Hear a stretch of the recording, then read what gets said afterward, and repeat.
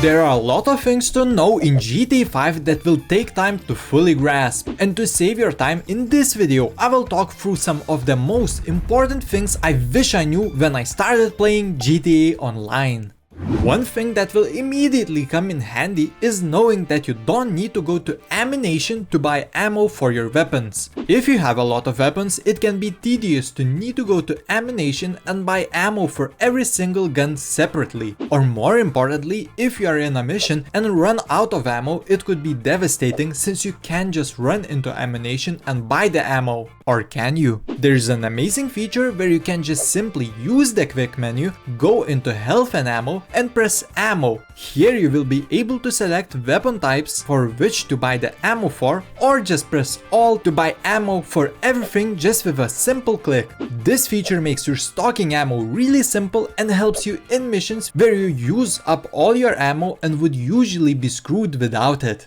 If you are in any building or a service vehicle, when you open the map, it will only show the map of the building layout and not the world map. So you will need to go outside and then open up the map to look up locations of businesses or places you want to go to. At least that's what I used to do. You can actually access the world map while in a building by simply pressing the caps lock key to cycle either the world map or the building interior map. This is really obvious now, but I wish I knew it before. When you start playing, you will definitely want to buy a vast amount of businesses that are available in the game, and there are always a lot of locations you can choose from for different businesses, and the low priced ones might be tempting to you, but don't buy them. Sure, they will be much cheaper, but that's because the business location will be at the other end of the map and you will have to always go back and forth driving all that way for missions. You might not be worried about the distance at first, but trust me, I had a lot of businesses in Palito Bay and I will not be buying any of them ever again since I've wasted a lot of time because of that, and truly the game just starts to get boring after that much driving. So don't cheap out, buy locations in the city. While on the not to buy list, I will also highly recommend not to buy the nightclub business even if it looks really appealing to you. The thing about the nightclub is that if you want to make money, you will need all the other supporting businesses to even start earning from the nightclub, since all the products come from the other businesses. Also, you will immediately notice that this business has a high barrier of entry since you will need to purchase the storage floors, technicians, and expensive delivery vehicles to be able to even start making money. I fortunately knew this and didn't buy the nightclub before I got a lot of other businesses first. Okay, but you might now ask what to buy then, and the answer is simple. Buy the Kosatka submarine. It will set you back about $2.2 million, but with this vehicle you will unlock the Cayo Perico heist, which will easily make you $1.2 to $1.5 million every hour. It is the best way to make money in GTA 5, and I wish I knew that before spending hours and hours doing other jobs for basically pennies. Of course, you will somehow need to get that $2.2 million to buy the Kosatka, so I really suggest you watch this video to know the best ways to earn money for the Kosatka from scratch. For money making, you will have to do various missions, and in them, no matter how good you are, you will get shot at. Unfortunate part about it will be that you only have 2 lives in those missions, and it will definitely be annoying to always restart the mission when you waste your lives. And solution for this problem is quite simple. Use your snacks. You will notice that in the quick menu there is a health section, the same that I talked about before, but now you need to go into the snack section, in which you will find various snacks that you can buy from stores or collect in any of your apartments or buildings. These snacks are not there just for the game immersion, but they will actually restore your health when you eat them. So in missions where you get shot a lot, just pull back when your health bar is low and use the snacks to restore your health so you can go through the missions without dying. Bonus tip, if you're on foot, you can easily eat the snacks by just pulling up the gun wheel, and while holding the gun wheel open, pressing C to use snacks and restore your health.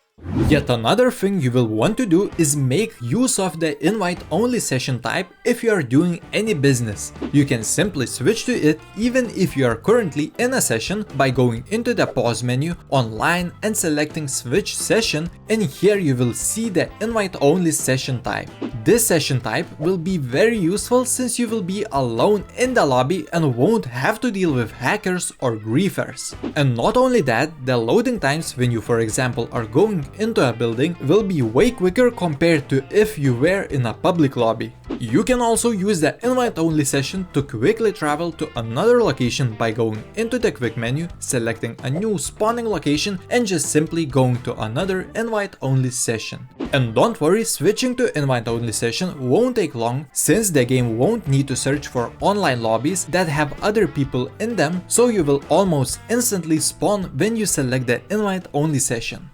If you have a bunker, and you really should, here you will have an option to conduct research to unlock various amazing weapons and upgrade options like explosive ammo for heavy sniper, thermal scope, bunch of other weapon options, a lot of cool and useful upgrades, weapons for vehicles, and all the other cool upgrades. Only problem is that the research will take really long, and if you're only playing the game for a few hours every day, it will take years to unlock all that stuff. But there is a better way. You can actually go AFK in this game, so the research will keep on happening without you needing to play the game.